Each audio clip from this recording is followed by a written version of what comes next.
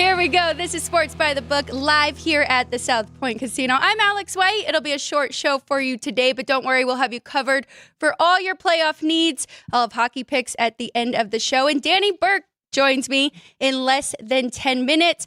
Remember to stick around, though. On this page, we have Gone Racing coming up next with Brendan Gaughan and Jeff Motley. And then, of course, High Noon in the Desert, Punchlines at 12 o'clock with Frank Nicotero, Ryan McCormick, and the rest of the crew. Make sure and subscribe, like, share. Thank you for everybody who already has. All right, before Danny joins me, let's get to it. We have our starting five to start off the show. Number one, happy draft day, everybody. Finally, 2024 NFL draft is here, highly anticipated. Everybody waiting to see where each quarterback is going to go. Also, probably the most offensive players to go in the first round that we have ever seen. So I'm looking forward to that today, 5 p.m. Pacific time. Number two, Canada. 4 Canadian hockey teams make it into the Stanley Cup playoffs with very high hopes of winning their first Stanley Cup in 30 years. Well, it's been a tough start for all 4 teams. 3 of the 4 had home ice to start the series, and now all 4 teams are 1-1, except for those 3 teams are 1-1. And Toronto, they dropped to the Boston Bruins last night, and they are now 2-1 behind Boston. Tough start for them. Edmonton and Vancouver, of course, closed at very big favorites. Vancouver, $1.50 to win that series. Edmonton, $2 favorites to win that series over the Kings. The Kings win in overtime last night. Now they will move to Los Angeles. Number 3, they get their own number. That is the Vegas Golden Knights, the only team in NBA and NHL to start the playoffs 2-0 on the road. Now they come back home to Las Vegas to host the Dallas Stars, who was the number 1 team in the Western Conference. So very good job for Vegas there, getting Mark Stone back, and changes a lot of brackets moving forward here. Number 4, NBA recap. I just have to point this out here. All the feelings for Boston fans. We saw this happen to New York 2 nights ago, where the Islanders were collapsing to the Canes, and at the same time, the New York Knicks found a way to beat the Sixers. Well, a little bit like that last night for Boston. Of course, Boston lost game 2 to Toronto, but then they steal the 3rd one last night over the Leafs. But at the same time, the number 1 team in the NBA, who was by far the number 1 team, won the Eastern Conference by 14 games. The Boston Celtics I am talking about, they fall to a shorthanded Miami Heat last night. No Jimmy Butler, no problem. These two are now tied in this series, 1-1 going back to Miami. The late game in NBA, very impressive for Oklahoma City, 124-92 over the shorthanded Pelicans there. That's what a 1 seed should look like. So they were the only team not to cover as a home team in game 1s. They made up for it last night with ease. Looking at NBA and NHL games tonight, 3 NBA teams all down 2-0 in the series. The Magic, the Sixers, and the Lakers. We'll see what Danny Burke has for us there. There's got to be some desperation angle here. Maybe first quarter, first half, or even full game for these teams to come back. Same thing for the NHL, though. We've got the Islanders hosting Carolina, down 2-0 in that one. And then we've got Tampa Bay hosting the Florida Panthers. Could make an argument that 4 of those 5 teams could be tied in their series as well right now. All right, that's it. That's it for our starting 5. As I mentioned, Danny Burke should be joining us here shortly. But until he does, I'm going to go ahead and move forward to my hockey plays for the night. As I mentioned, Florida going to Tampa Bay to take on the Lightning. Tampa Bay is small favorite in that one, minus 115, total 6. I made Florida a small favorite in this one, minus 115 for the road team here. They have just been unstoppable. They have had more shots on goal than any team by far in this series. But I'm looking at the total in this one. Some trends for Florida. Florida 25-15 to the under on the road this year. That's 62%. 21-7 to the under versus division opponents. That's 75%. I really like this one, staying under that total. 2 of the best goalies. It's probably the best goalie matchup that we have in all hockey playoffs between these two. One more game to get to, but you know what? I can see him now. He is on camera. So I'm going to bring in Danny Burke here, and we'll get to my last hockey play by the end of the show. You can find him on Twitter at DannyBurke5. You can also check out his website, And there he is. Hi, Danny. How are you doing? Good, Alex. How are you? Doing well. Thank you for joining me for this short show today. No Jeff Parles. I forgot to mention that off the show. He will be back tomorrow for our full hour normal time. But yeah, I really appreciate you joining. Please tell everybody your website. I forgot to throw that out there as well. No problem. Yeah, burksbeat.com is the website. And then pretty much the same thing with the podcast on Apple and Spotify. If you just search Burks Beat, should be able to find it. But yeah, appreciate you having me on. And hey, plenty to look forward to, especially for myself here in Chicago as a Bears fan. Big night tonight. We got some good baseball and basketball as well. So very excited over here. Big night indeed, Danny. Let's start right there because everybody's really excited about this 2024 NFL draft. We know football is king. Have you made any bets on this draft that you're looking forward to watching tonight? Yeah, so I've made a few, and I'll be honest. I mean, I haven't gotten involved in this year's draft as much as I have in the past. I've more been fixated on what the Bears are going to do being a fan. Obviously, the assumption they're going to take Caleb Williams at number 1. Pick number 9 remains at large, right? There's a good chance the Bears can trade out of it. People like myself want them to take a wide receiver. If you have a guy like Rome Odunze available at that spot, realistically, it feels like they're going to go in the direction of a defensive lineman or offensive lineman and wait to get a receiver later in the draft. So Byron Murphy seems to be a popular selection. He's one of the short shots at a lot of books, but because of all the confusion, I'm staying away from the team that I'm most familiar with. The other area that I went, it does revolve around the quarterbacks. And one of them is Michael Penix Jr. to be drafted in the first round or to be under 32.5 for his draft position, how a lot of these books label it. And I did miss the best number on it. It was about 2-1, minus 2-1, a little bit earlier this week. And man, I just beat myself up because now the best number I saw is minus $3 for Penix to get into the first round. Some books have it at around minus $5. So I did lay the $3 for him to get drafted in the first round. I think this kid has a lot of raw talent. I think he is better than Bo Nix, should get drafted ahead of him. And based on what you're hearing other athletes say, a lot of these experts, and just a bunch of these rumblings, it seems like he could go higher than people think. And I absolutely think he deserves to go in the first round because what talent he has shown in the biggest spotlights throughout the course of his career. So Penix, yes, I like him in the first round. I also took a little stab on him at plus 600 to go to the Vikings. Now, not that I've heard anything specific, but the way that I'm thinking about this, J.J. McCarthy may very well go to the Giants at number 6. And if that's the case, then you have the Vikings who are looking to get a quarterback at pick number 11. The Broncos potentially, whether it be in the first round at 12, maybe they wait a little bit later. People are thinking Bo Nix is going to go to Denver, probably second round or a little bit later in the draft.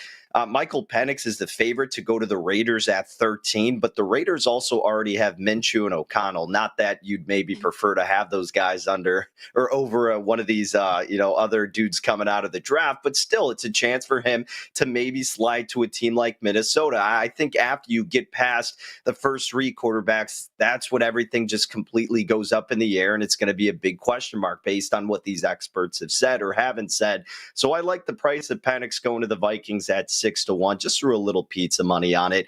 And then speaking of J.J. McCarthy, Alex, I took him over 5.5 for his draft position. Plus 182 is what I got out here in Illinois. So the assumption coming into this draft for a lot of people was that with that 5 slot was at the Chargers, right? That they would trade out of that to potentially a team like the Minnesota Vikings or some other squad who are desperate for a quarterback. And that's when J.J. McCarthy would get selected because they're afraid that the Giants would take him at number 6.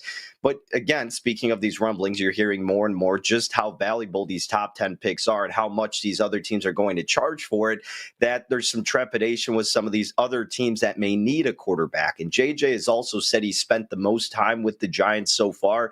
Giants sitting at that number 6 pick. I like the plus money price, so I'm going to take a stab at JJ going over 5.5 for his draft position tonight. I like that. Danny, are you surprised? Because his move has been so extreme, and I feel like it all started from Harbaugh. Yeah, look, I mean, winning a championship under a coach like Harbaugh is certainly going to give you a lot of credit, and rightfully so. And a lot of people are seeing more in JJ McCarthy than I personally am. I do believe he's a great leader. He shows a lot of poise out there, and he is just someone who does not wane under pressure. That much is evident.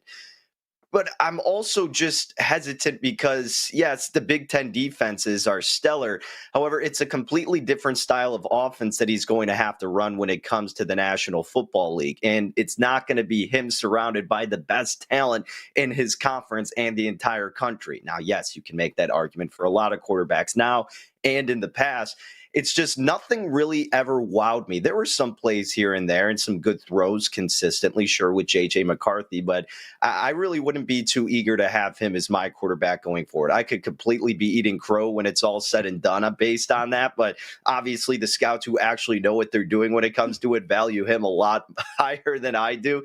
So, I was a little shocked at how much love he's getting, and I think a little bit of it is end up going to be smoke more so. And look, he'll probably still be top 10. I just don't think he's going to be top 5. So I think he will slip a little bit based on what his true value really is. I think that's fair. Before we get into the NBA games tonight, I want to get your opinion about the Boston Celtics losing outright as a 14-point favorite to the Miami Heat. What'd you take away from that game? Look, it's the NBA playoffs, and it's going to be more competitive than the regular season. We understand this. So when you see the Miami Heat catching 14 in the hook, even without Jimmy Butler playing, it still scares you a little bit because we call this Heat culture, right? That comes through in the postseason under Eric Spoelstra. And they've shown us year after year that they are not going to back down without a fight. With that being said, no, they should not be winning that game. I mean, Boston has no excuse to drop game 2 at home as a number 1 seed and still, yes, as a double-digit favorite against a Heat team without Rozier and Jimmy freaking Butler.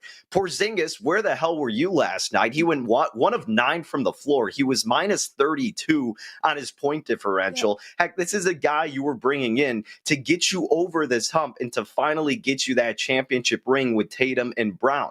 It's one game. The Celtics realistically will be okay, and they'll still advance, and they'll probably still get to the Eastern Conference Finals and then the championship. But it should infuriate you as a Boston Celtics fan that you're still having these mishaps. How can this occur against a weakened team like Miami, who, yes, they still have that Heat culture, but you're missing 2 of their top guys, and they had a worse season this year than they have in the past when they've gone on those runs. So really, again, it's inexcusable. The defense along the perimeter in the second half was abysmal. They had so many uncontested shots that they allowed to Miami, and that's what the Heat made them, regret at the end of the day. They made them pay for that because they ended up knocking down a lot of them. Tyler Hero, and obviously Duncan Robinson was a large part of that too, and Caleb Martin. So we'll see what they can adjust going down to South Beach now. I still, like I said, believe they'll be okay, but that still should scare you for the long haul if you're a Celtics fan, knowing that, hey, it's a team that still has these flaws despite looking like the best team in the association.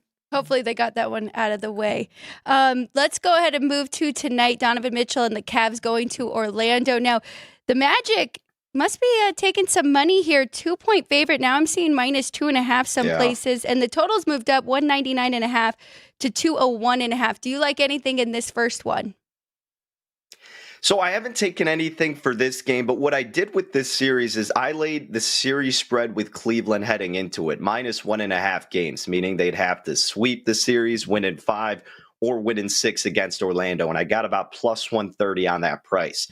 The reason that I did that is because Orlando falls victim to being a team that has no experience in the postseason, right? I mean, in order to have success in the playoffs, you have to really get chiseled with this adversity and beat up at least 1 or 2 times. Orlando, as fun as they had been in the regular season, they haven't experienced that. And maybe they'll get there next year, the year after, but this isn't it for them right now. And it's just what every team and player has to go through at some point. Cleveland with this group did it last year. And you and I and Jeff and I, we've all talked about how frustrating this Cleveland team has been and can be. but it would just set up so perfectly for us to all be ticked off at them and then them just dominate a team like Orlando. Look, the starting five is great for Cleveland. Their bench depth can be concerning. You need a guy like Okoro to really step up off of the bench. LeVert, he's got to produce more, especially in these road spots. Defensively, Orlando, one of the better defensive teams. Cleveland, not so far behind. But Orlando's offense is really atrocious the entirety of the season. They showed us that time and time again. Biggest difference, the superstar in Donovan Mitchell. He's been great. You don't really have that present on the other side with the Orlando Magic. Paolo Banchero, again, he'll get there. He's just not ready for that right now. I think Orlando will probably snag a game, and if there is going to be one for them to win, it probably is going to be game 3. And if that's the case, then I would look toward Cleveland to bounce back in game 4. But I've got nothing pre-flop here, just sweating out my series spread bet and would maybe consider a prop once I do a little bit more digging throughout the day and seeing where these lines alter. Danny Burke joining me here on Sports by the Book. I'm going to let you take the floor and see where you want to go with this one. I have to say Monday night, best doubleheader of NBA games. I mean, it was just crazy what had happened to the Sixers. Knicks end up winning that, and then that buzzer beater by the Nuggets. So looking at these two matchups, which home team do you like tonight to get a win in this series, or maybe even both? So I like the Sixers in their spot tonight. Now, I didn't bet them specifically for this game, Alex, but what I did is take the Philadelphia Sixers plus 2.5 games on their series spread at the price of minus 122. So that's me banking on this series going 6 or 7 games, right? And I'm thinking that they have a great chance at winning tonight and that they're probably going to win the next game as well. I like the Knicks to win this series, and I still will, despite what may happen these next couple of games in the city of brotherly love. But let's be honest, the Knicks are incredibly fortunate to be up 2-0 in this series against Philadelphia. Philly's got a great home court advantage, certainly a competitive bunch and one of the better teams when Joel Embiid is back in the mix. They need Tobias Harris to step up, man. I know they've been clamoring for that season after season, especially this year, but they really need that to occur because you don't want to have to rely on an aging veteran Kyle Lowry who's volatile as hell. Maxi's doing his part. Embiid's doing his part. Tobias has to step up and perhaps he'll feel more comfortable at home. So again, I'm thinking they win these next 2 games, which would then cover the series spread of 2.5 games, because betting that it's Philly can win the series in any type of way or lose in 7 or 6 games and still cover the 2.5 games on the series spread. Now, Alex, also, I want to caution out there to people because somehow these sports books still just don't do this accordingly.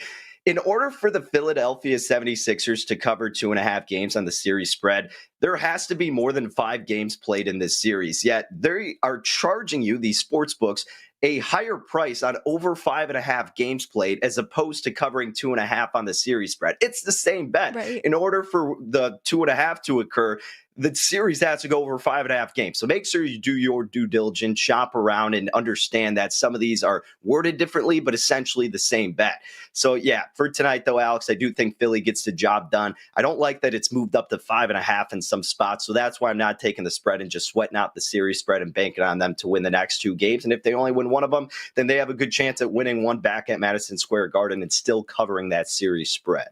I agree that move is hard from 4.5 to 5.5. Looking at the last game, we've got Denver going to Los Angeles Lakers -1 now, and that total is 217. Man, the Lakers, they really let that one slip away in game 2, and it's just a tough matchup for them. But what do you think they do at home here? Look, this is, I mean, obviously it's a must-win game, but I want to say, too, it is a tough matchup for Denver. I leaned -1.5 on the series spread with the Nuggets coming into this, and I didn't end up taking it. It was like -140, and I do think the Lakers are a much better team than they were last year with the additions that they added. Denver is still the best team in the league. I think a lot of us would agree with that. Speaking of teams fortunate to win a game, yes, Denver is fortunate to have won game 2. They do that in a lot of instances where they climb out of this hole at home with the crowd behind them and come back into it. But the Lakers probably are not going to blow another 20-point lead. And that should have been the main focal point from these Lakers players, primarily LeBron James, not the refs who are actually making this game enjoyable for us fans and finally not giving you the benefit of the doubt every single play. but you guys blowing a 20-point lead, that is inexcusable. I don't care if it's against the defending champs, on the road, whatever it may be. You have arguably the greatest player of all time. A lot of people think that. I don't, being a Bulls guy. But you can't be blowing those leads. And you had a wide open shot from three to seal the deal in this game, and you didn't do it. I am scared to take Denver here because I think Los Angeles is going to snag one of these games. Not really convinced whether it's going to be the first or second one. This one is a complete kind of stay away and see what the game tempo is looking like, Alex. I think it's a beautiful in-game spot, much like game 2 was with Denver. And you even saw some spurts of that in game 1 with the Nuggets. That's just their nature of how they play. Once Jokic comes off the floor after the first quarter, then the opposition starts getting on a little run. It's pretty much inevitable with this Nuggets team. I am strongly considering a prop play on D'Angelo Russell over 17.5 points. He plays a lot better at home, and in order for the Lakers to win, they need a role player outside of Davis and LeBron James to step up, and D'Lo has been that guy in a lot of big games throughout the course of the regular season. He should be the man to do that, and Davis is probably going to get double-teamed. Once they bring Murray over, who's going to be on Russell, Murray will probably look to double-team Davis. That leaves D'Lo open around the perimeter, and also Murray hasn't been the greatest defender this season in general, so they need a big guy or a guy to step up big, and someone outside of the top two, it's got to be D'Lo. So I'd look at him over 17.5 points potentially. DB, any look ahead to tomorrow's games? We do have tied series with the Bucks and Pacers, and then the Clippers and the Mavs. Any way you want to play those, kind of just glancing? Yeah, I think you got to give some edge to the Mavericks in this spot. I mean, a massive game, even with Kawhi Leonard back in the mix. And now you go back home to Dallas. Mavericks garnering all the momentum. They're going to have their home crowd behind them, presumably get even more fouls that will send Doncic to the free throw line. I don't want to say game 1 was a fluke because the Clippers do have a great defense. But the Mavericks, if they get their mojo going and they get, speaking of role players to step up, literally anybody outside of Doncic and Kyrie at home, they are a scary team to face. So that's what I would lean toward. Haven't done anything with that as of this moment, but that one sticks out to me the most because I still have such a big question mark on this Bucks and Pacers series. I mean, Indiana, speaking of getting momentum after winning game 2, dominating, and Giannis not even putting any weight on his foot, they were saying, right? I mean, it's hard not to look toward Indiana, but the Pacers are a team that certainly lets you down time to time. Bad defense, volatile squad.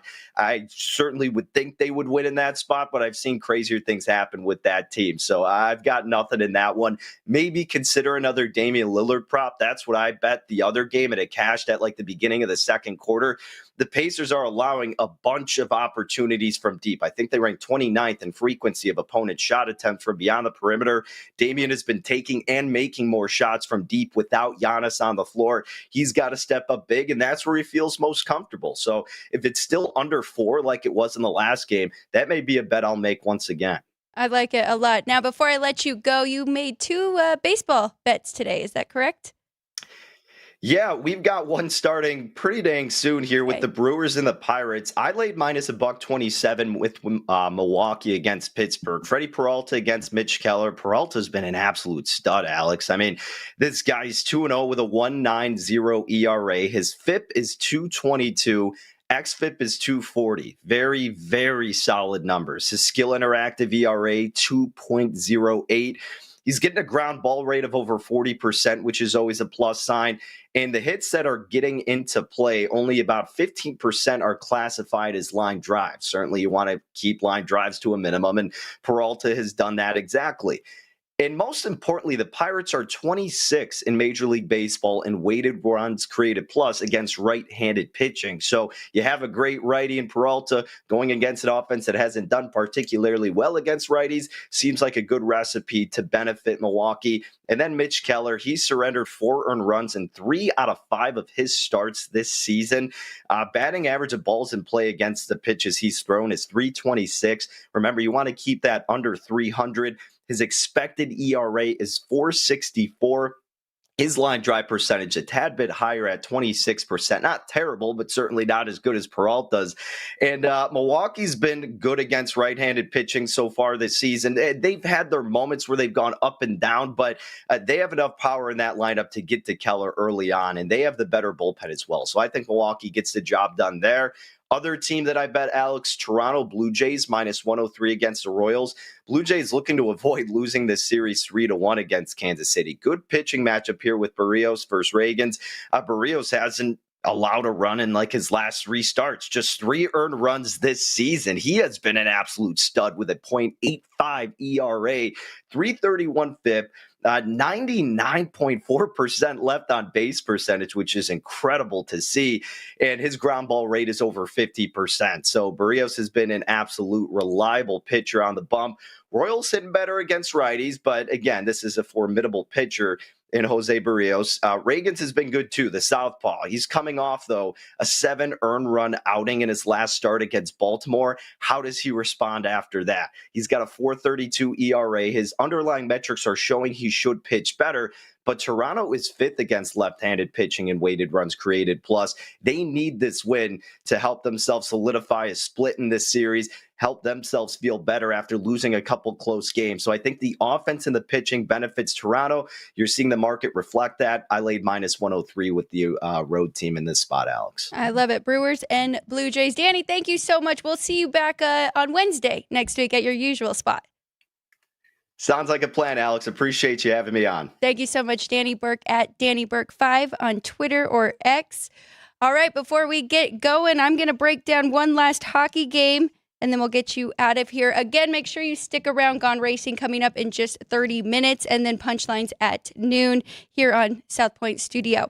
Last game on the board, Carolina Hurricanes, New York Islanders. I do think the Canes should be favored this much, even on the road. I just want to point out, very impressive by the books, not overreacting from that 5-3 game 2 that we saw with the total here. Still set it at 5.5. If this were to get bet up to 6, I would look to the under. Have to remember it was about 3-1 with 5 minutes left in the third period, maybe a little bit more than that. But then the Canes scored to make it 3-2. Still pretty good under that 5.5.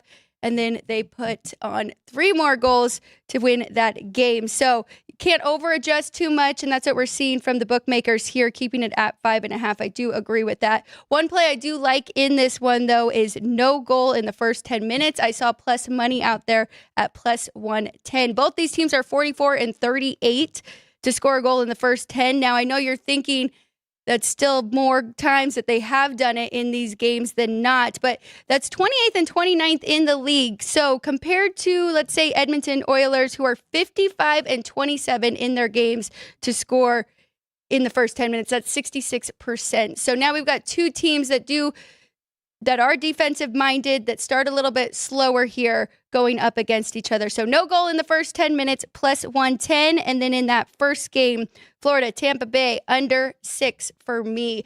That'll do it for us today. Make sure you like, subscribe, and share our show. This has been Sports by the Book. I'm Alex White. Thank you to everybody behind the glass. We've got Caden, Sean, Ann, and Ryan. And again, stick around. We've got more shows coming for you very soon.